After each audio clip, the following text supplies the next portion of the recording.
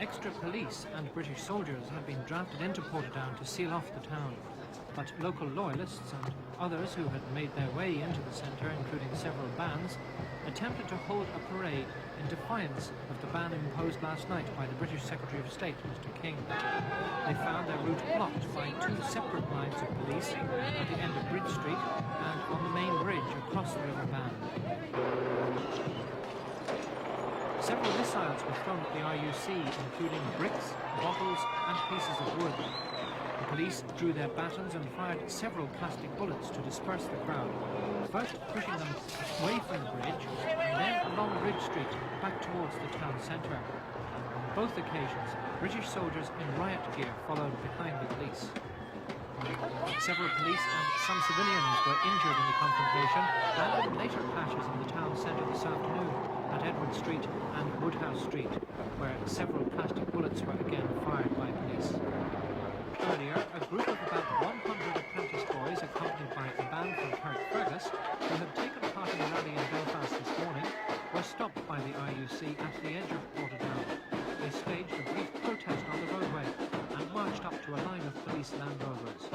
Afterwards, several of them made their own way into the town to join up with other groups of loyalist demonstrators. The RUC also came under criticism from nationalists about the way they handled last night's illegal parade by several thousand loyalists along the originally planned route. This took in 3 estates in the Garvahi Road area, where some houses had their windows smashed. It was very obvious last night that these people were allowed to march in this area and to break the ban which had been made by the Secretary of State. And one has got to ask the question, who is calling the shots in the north of Ireland? Is it the people in the North of Ireland office, the British ministers, or is it people within the RUC? Well, the RUC has been in a no-win situation. While nationalists appear to derive some satisfaction from the banning of today's parade, which angered Protestants, there's considerable disquiet amongst Catholics in Portadown that last night's illegal march was not stopped by police.